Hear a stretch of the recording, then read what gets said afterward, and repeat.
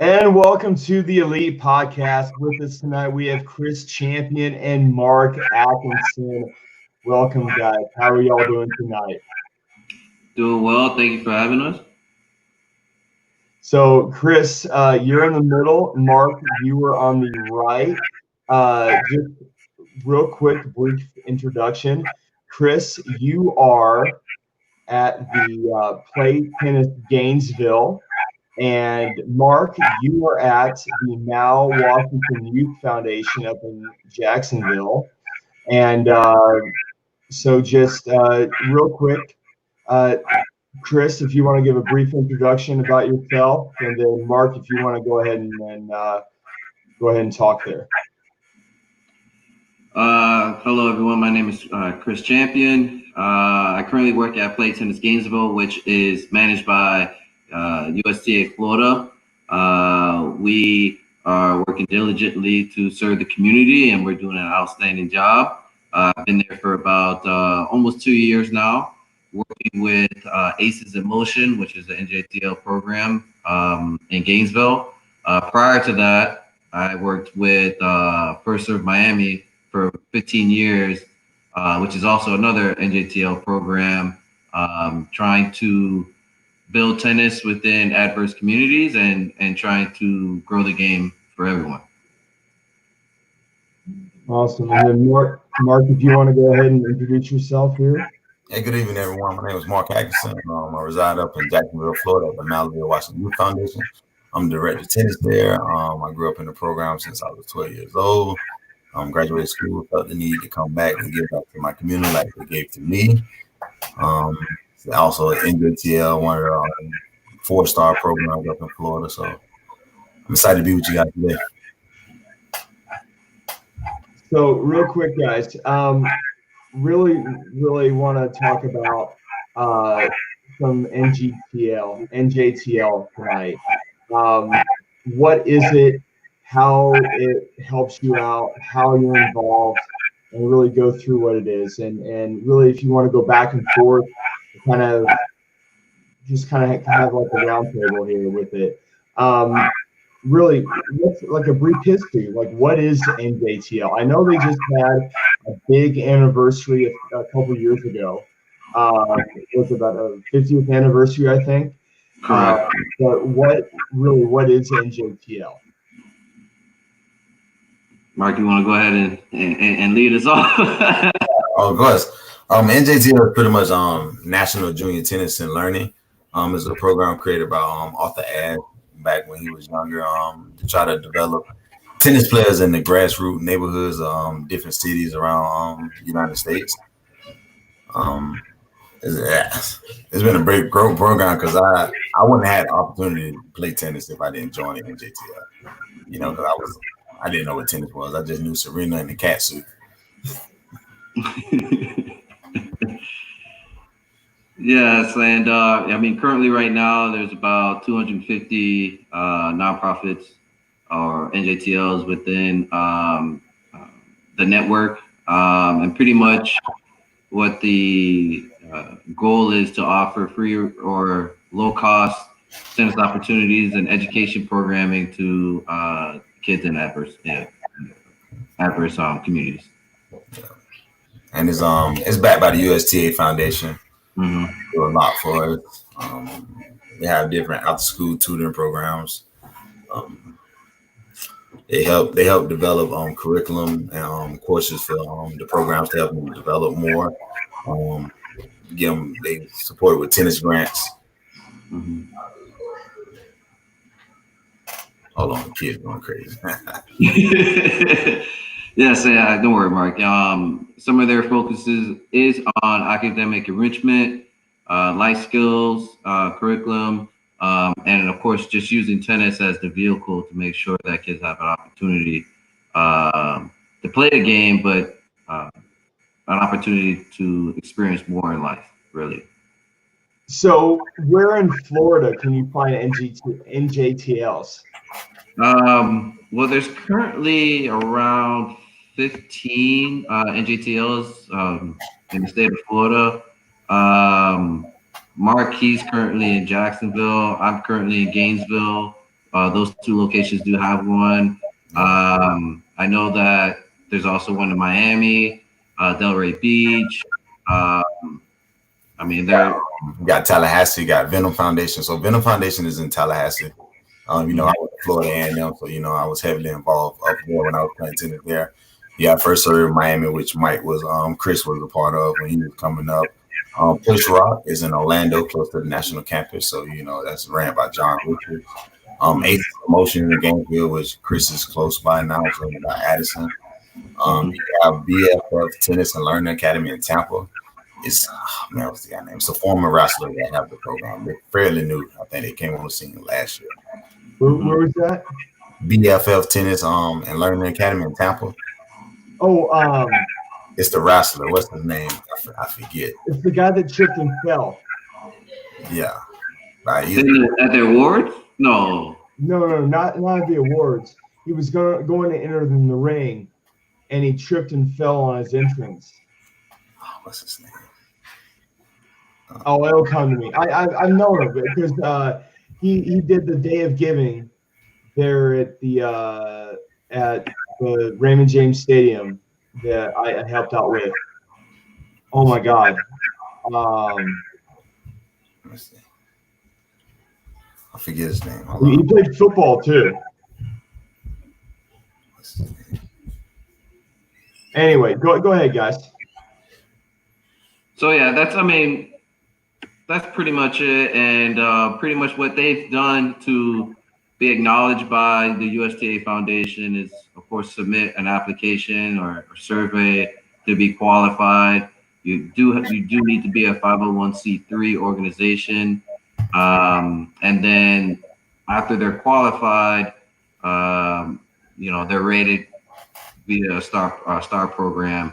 Currently in Florida, Marc Atkinson is at 1 4-star location, and then Addison is also with Aces Emotion. There are a 4-star location as well. Those are the only two. The others are either members or 1-star. Great. So, and so when we talk about the star program, it allows the USDA Foundation to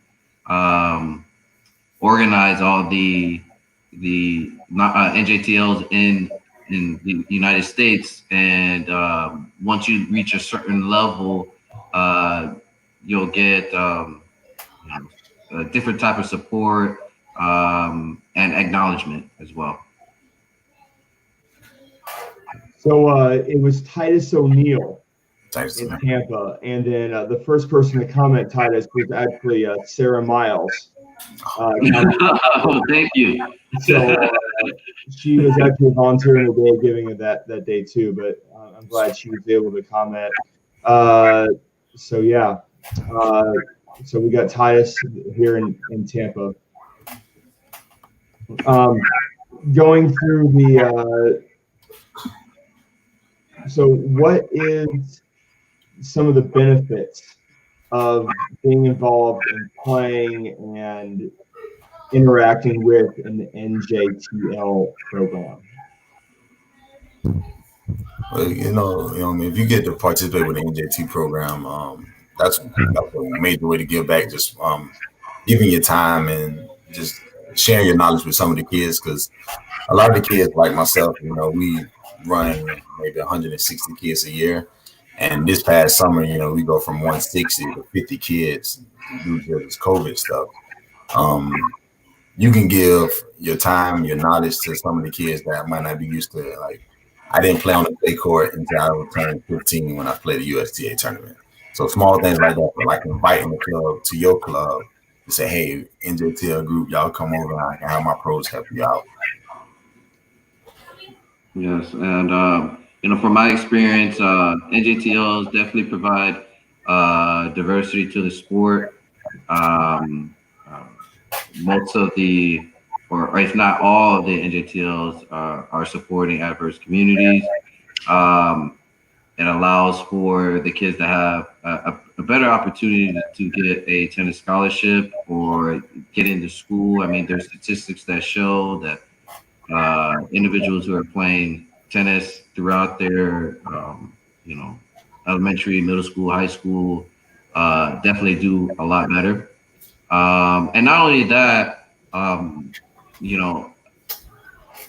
especially for Mark and even myself, I mean, we've been within NJTLs for so long. It really also supports creating new coaches for the USPTA. So Yeah.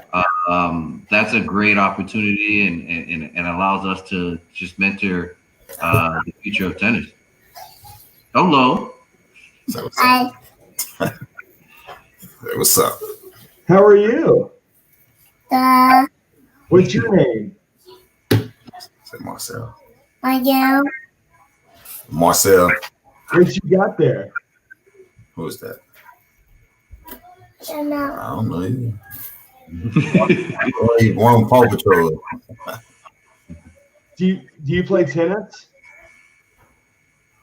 Yes, sir. Sit down. Camera. Yeah. Yep. So I got a big soda. Yeah.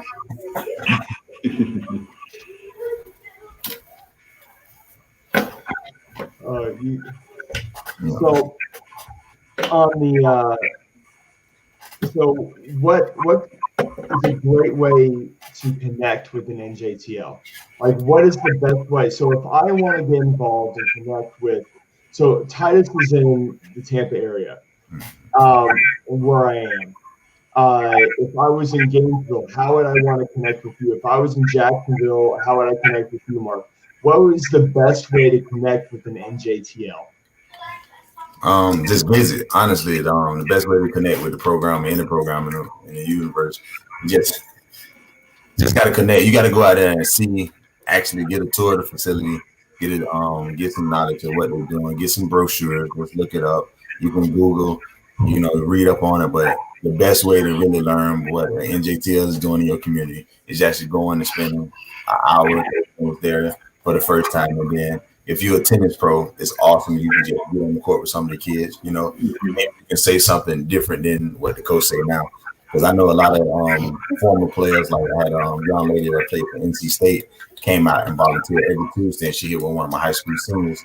And she said the same exact thing I said, but my player took to what she was saying because I said it a different way. And I was like, I don't mind that because it's for the betterment of the player. So I have no problem with that. So that's the best way. And then if you can donate anything you can. Tennis rackets, shirts, socks, your time. Of course, you can donate money, pay for a tournament entry for one of the kids as well. But a small way, but the best way to really give back is to go visit and spend your time there so you can see actually what they do in the community.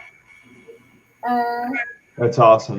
Now, I was listening to an interview the other day with Herm Edwards, who's the Arizona State football coach, and he was talking about connecting with players now. And he said that you really have like 30 seconds to really like engage with them right now, because if you can't like really be electric and engaging with them, then it's going to be like they may be looking at you, but they're not listening to you. And it's like how we connect you with players at Arizona State, especially as younger players, is this is what we're going to do. The pros do this. And they're like, oh, wait, the pros do this? And then they throw up the film of the pros doing this, and they're like, oh, we're going to watch pros play. And then boom, boom, boom, boom, boom. And it's really fun.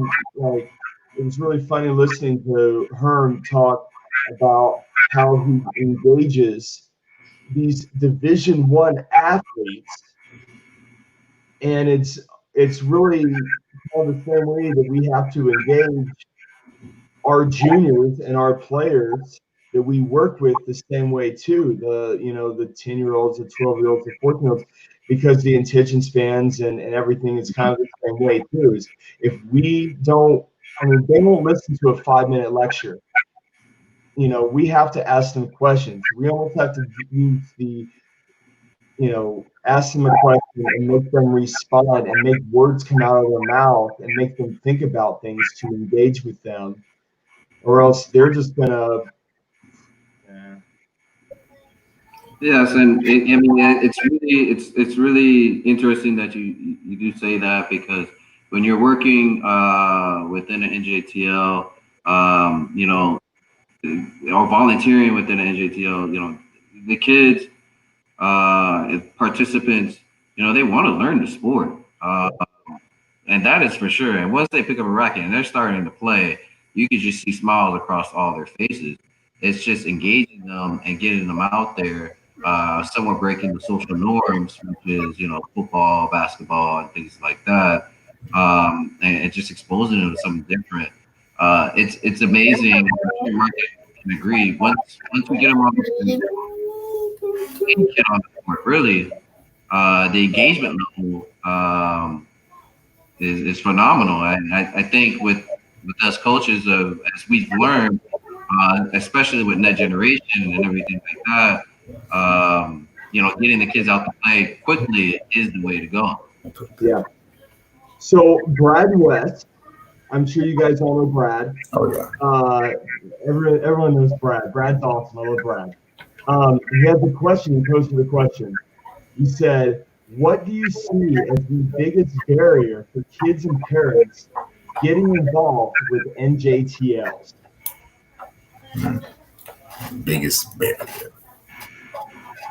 Well, knowing that they're there. Yeah. You know, just understanding, you know, where the support lies. You know, and then understanding what an NJTL is. Yeah. And how it can support their family. I think those are two big missing pieces that I think a lot of NJTLs are having trouble communicating to their communities, because, you know, most NJTLs are, or not most, probably all are, you know, working magic out of nothing, constantly. So, you know, that support of the community is so vital for the participants and the growth of the organizations. Yeah, that's for sure. Because amazing, we've been there since 2000. Yeah, people still don't. It's 20 years now. Yeah, man. We started in '97 as just going to Boys and Girls Club, and then in 2000 we created our own after school program, which is called Tennis and Tutoring. It was in three classrooms in the community center in Jacksonville. We by the time I graduated high school in 2007, they built a whole new center, which is absolutely awesome. And I was a little jealous. I'm like, man, I'm going to college and I got this new building. I was going to hate it. But by the time I came back, you know, now we have a teen center that is almost completely finished. Everything's up. We got TVs in there. You're gonna have a studio, a kitchen with 3 stoves, a whole like learning area for the kids. It's gonna be completed for middle school, high school, and that's the sanctuary away from the elementary program.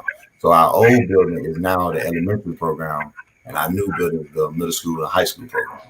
But the biggest barrier is, people not knowing we there. We've been there since 2000, and people's like, "Oh my God, I never knew this was over here. I didn't know this." Because most of our kids that we have, they start from like kindergarten, first grade, and they go all the way through high school. And we offer them jobs in middle school and high school. Mm-hmm. Give them the support they need. We have different people coming in. So the biggest problem is just people not knowing. You know, I'm not sure we can do a better job advertising around the city. I know we do that right at the beginning of the school year. We put out flyers and we send emails out to the school. But our main elementary school, which is Johnny Ford, we get the majority of our elementary kids from there. And then the middle school, high school program, once they get to middle school, they just go all over the city. And then they still come to us, and sometimes they invite more from us. So with our new team center, we'll be able to open up to a bigger group of people, especially with middle school and high school students. Okay. So, Martha, Chris is in Gainesville, and Mark is in Jacksonville. Martha Reed posted where is he located. Not sure if who he is. We have a few he's on here. But here, Clark Higgs commented, two great advocates for the NJTL system. Thanks for everything y'all do. And in your communities, Clark Gibbs is the current USDA president, at least for the next few months. So thank you, Clark, for tuning in. Next. Oh, Marcia's still in the Fort Myers area. Is there any NJTLs? Does SIBO do anything with? I know SIBO's at Three Oaks Park. Are there any NJTLs in Fort Myers right now? Like, does Lynn Buhner and SIBO do anything down there? I'm not aware of anything currently, but you know what? If you're interested in learning more about if there's an NJTL program within your city, USDA Florida can definitely support with that, and or USDA National. You can definitely look up. I believe we have a link from Brad. Thank you, Brad. You can definitely look it up, and usually it'll come with like a contact information and or website of your local organization, and you'll be able to connect with them and support them either by volunteering, donating, or you know, just even on their social media postings or anything like that. So I think that's a great segue into if your area does not have an NJTL program, how can you create one of these? Like, it sounds like a great opportunity. I believe it's a 501c3. Correct. So not-for-profit, so that would make you eligible for USDA Foundation money.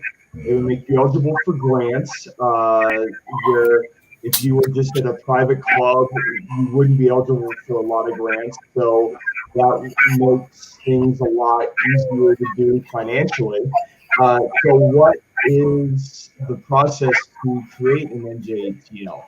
Well, you must email njtl@usda.com, and they'll give you all the requirements that you need to do. But you must email them first and pretty much kind of have a mindset of the area you're gonna be in, have your group of kids or your area. I mean, your group and your area where you're gonna be located, and then kind of like a mission statement, exactly what you're gonna do if you have an NJTL. Mm-hmm. They definitely give you more information once you email them from National. Okay. Yeah, do you know who the contact is now, or is that too soon to say? It's just njtl@usda.com, and then someone on our website get back to you. Okay. I know they just had a big change up on everything, so yeah. I know. That's on the community side, right? Yeah. Okay. Good. Now, as far as what kind of grants and support are available for NJTLs? From the national level, they have program grants, individual player grants, coaching education grants, equipment grants. I'm sorry? Equipment grants. The equipment grants, yes, if I'm not mistaken, National does as well, but USDA Florida also supports NJTLs with equipment grants, program support grants, and even also offer wheelchair grants. You know, both organizations are really trying to support NJTLs, and I think have done a great job in doing so.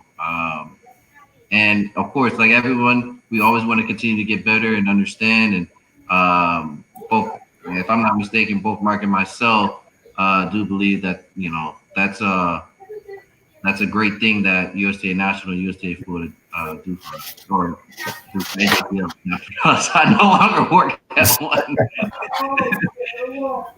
Hands full over here. Now, for the people that don't know, Mark, you mentioned a teen center. So what age range do these NJTL programs cover? Are they for more like 12 and up? Are they more for they go from like what age range? Our particular program, the Mount Washington Youth Foundation, we go from kindergarten all the way up to high school. Okay. and we do offer college support for our alumni that graduate and that go to college. Because also luckily we one of the bigger NJTL, so we've been around for a while, so we get a lot of sponsors and donations. So we offer our middle school kids from 5th grade to 12th grade. They have scholarship opportunities every single year. All they have to do is complete 3 essays, get 2 reference letters, and just apply. And then they go through a big interview process with like 10 people, 10 board members. Like people come in, kind of grilling them, but trying to get them ready for real life situations when they go to the interview. So, like one of our players, her name Maya Sutter, she just won Player of the Year. She's not the best tennis player, but this young lady had a 4.0 throughout the school year. And when it counted, she showed up for tennis matches when she needed to. So that put her above everybody else. And she started crying because she was like, I don't even play tennis like that. And I won this. I think it's all about your effort. So we go from kindergarten all the way to high school. And then we have support for our kids in college as well. So I know some NJTL just do middle school. It varies areas. Yeah, I mean, each NJTL has its own specific mission. I know that here in Gainesville, Aces in Motion, they focus more on middle school and high school. I do remember when I was in Miami, I first served Miami. It was similar to what's going on in Jacksonville, where it's elementary school through high school. So each NJTL program has their own mission. So, that's one thing that you do want to acquaint yourself with and understand what their goals are so that you can assist. That's awesome. That's really, really good, guys. So, what is, you mentioned like a star. You said, Mark, you're a 4-star program.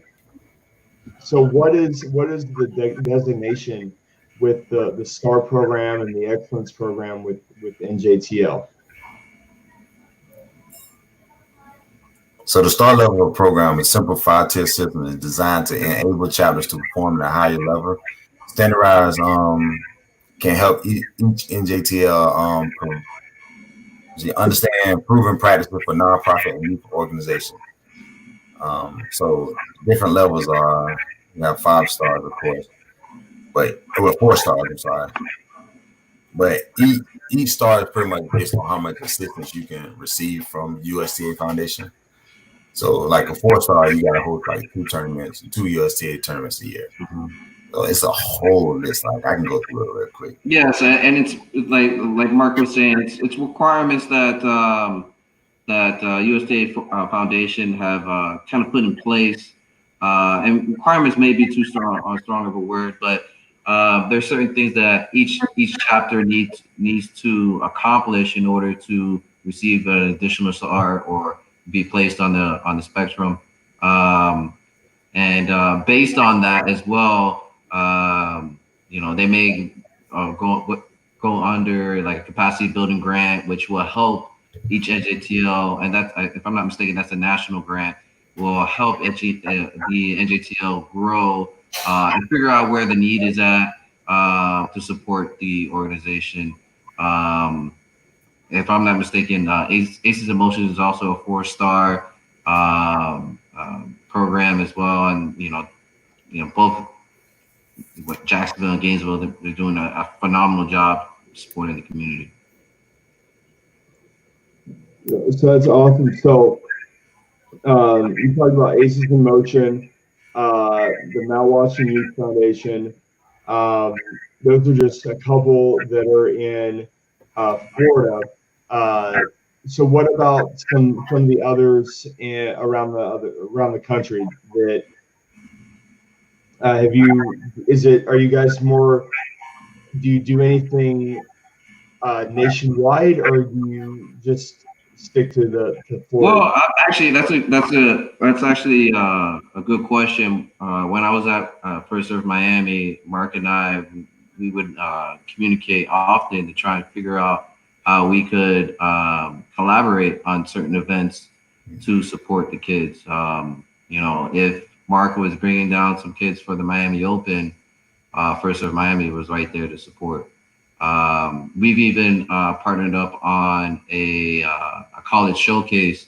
So if there was any graduating seniors from we extended it to anybody, but if there's any graduating seniors or juniors in high school and they wanted to participate in a college showcase in Boca, I believe it was, we would have them come down free of charge, and they'll have 2 days and be exposed to numerous coaches. I believe it was at least 50 coaches or more from around the state, and just get that exposure. I mean, that's super important for individuals within the programs. Yeah, and it's a bunch of them national. I know last year we took a group of kids to the BB&T Atlanta Open, and I connected with the South Fulton Tennis Center. They're also NJTL, and we created the Georgia Florida Challenge again. I used to do it back when I was a kid. Nathan Posh was part of that program back then. Now he's playing professional tennis right now. So I recreated that, and I was planning to do it again this year, but we just put on there everything on hold until next year. But it's great ways to, so when we travel, we can go see other facilities and see what they're doing, because everyone can learn from everyone, no matter what level they are. Like we just some of our team staff to EPAC actually is in Palo Alto in California. They're nice. NJTL ran out of Stanford. They awesome group, and we just learn from them how they run certain programs that they have. So it's all about collaborating. We're trying to build a tight-knit system where we all can grow from each other and then give our kids opportunities that they never would have before. It's awesome. It really is. I just posted a link on a ticker on the bottom of the page, USTA Foundation.com/what_is_N_NJTL /. So you go there, and that will bring up the UST Foundation page, and it will give you guys more information on what an NJTL chapter is. There is a SharePoint document on the different star levels, on as far as what grants, how much money is available, all that stuff there. If you're looking to really get involved with this stuff, hopefully this podcast maybe will help people, open some eyes and really help people get involved in their communities and really strike a chord there. I was going to do this anyway. Every year for my birthday, I select a charity for giving. And my birthday is Sunday, and I was going to pick USTA Florida Foundation. Yeah. So coming up this week, I will be posting that. So if anyone wants to donate to USTA Florida Foundation, please go to my page and donate for my birthday link. That will help a lot out. I told a lot of people that I was going to be doing that months ago. Trish Faulkner is one of them. You guys all know Trish. I told her I was going to, I'm going to do that. So anyway, guys, we got comments here. We got another comment. There you go. Oh, we talked about that. Okay, so hey guys, anything you guys want to talk about and add here? Yeah, I pretty much say, man, just get out. Like some of the tennis pros that have, you get a couple free times throughout the week.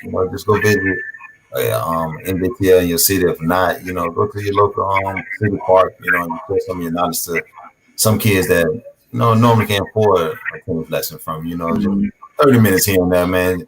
It'll make you feel better because they'll take on more than you actually think. You'll be surprised. Because a lot of people think that you go to the inner city is all bad because you hear on the news, but actually it's a whole different program over there. You know, I had a police officer tell me one day at a junior team tennis match that he wasn't gonna send his kid, but he showed up, and I was like, "Hey, it ain't that bad. Nobody mess with us. It's all love," you know.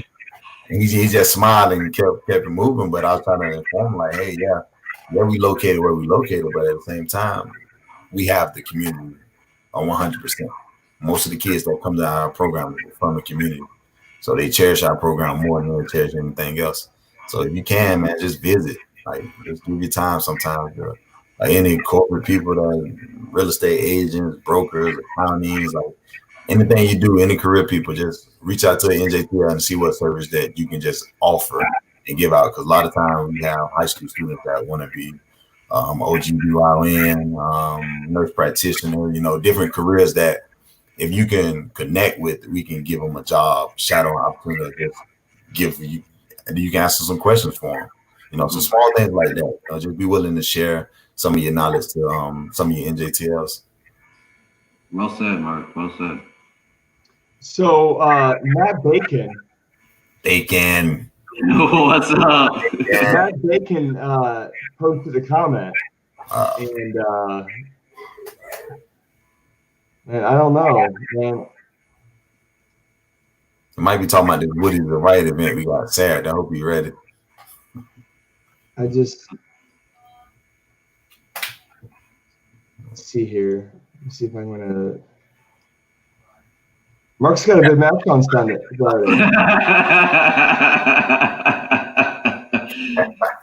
So, like, awesome. Like when I'm saying doing something for a foundation, Matt Bacon actually set up a Woody's and White event tournament at his facility at Timuquana Country Club, where they took the, I think it was the putting green, and they made a grass court.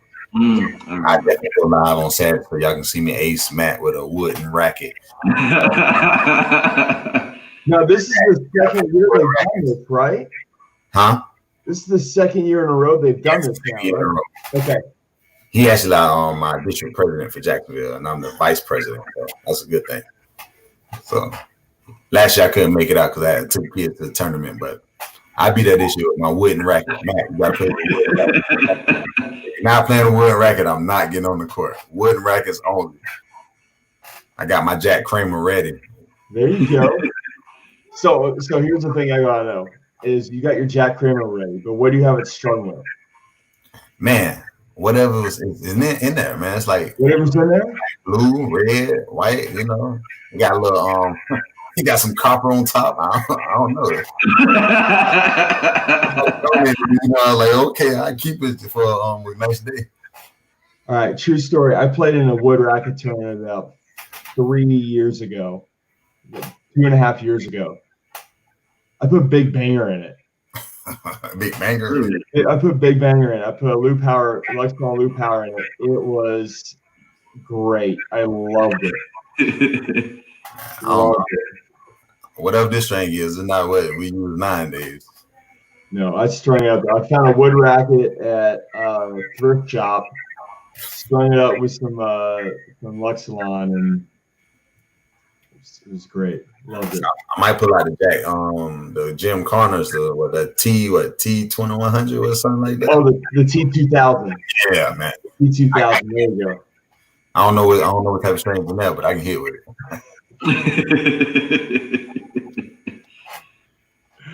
Awesome. All right, guys. Well, thank you all very much for your evening. Mark, I'm going to let you rest up and hydrate because I need you to ace the crap out of it.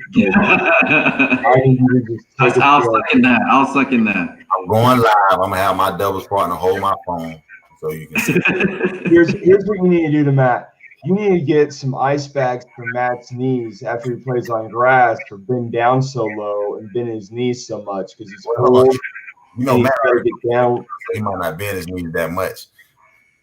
Matt already close to the ground, so you know. Oh man! Surprised he didn't text me yet. Oh boy. Oh man.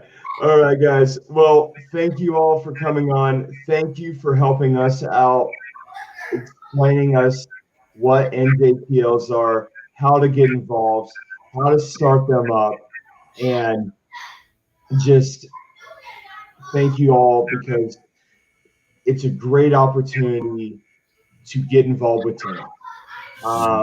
There's a lot of programs out there that already exist that a lot of people don't know about, and the more we can educate people about what's out there and the programs that they can get involved in and the opportunities for them and the resources and the funding and the grants that are out there that can help them, then it just can make not only the game but also the community stronger.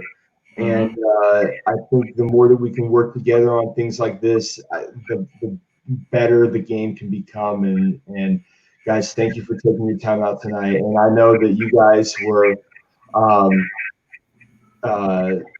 you guys have been doing this for a long time. And when we were talking about doing a podcast, I knew that this was going to be fantastic. So, guys, thank you for your evening, and I look to talk to you guys soon. I know, hopefully sooner rather than later. I know I missed you guys in Naples this year. Hopefully I see you all very soon at the next workshop. Hopefully it's in Lake Nona or wherever it is. Maybe I'll see you guys in Daytona in December. Yeah. Now I'll probably do a presentation, Mike. I'm gonna get my stuff together. Maybe I can have you guys do a presentation on how to run an NJTL in Daytona. How about that? Well, you know, there is one in Daytona. It's ran by a former BCU tennis player, so I know that for sure. No, but have you guys do how to run a NJTL at the high school conference. Okay. Yeah, of course. No problem. Awesome. Well, guys, thank you all very much. Thank you guys all for tuning in and listening. And I will see you all very soon. Later this week, I will be talking with Michael Harper about cardio tennis, the new cardio tennis guru, and be talking with him on Friday. So, guys, take care. Have a great night. See y'all later. Thank you. Appreciate you.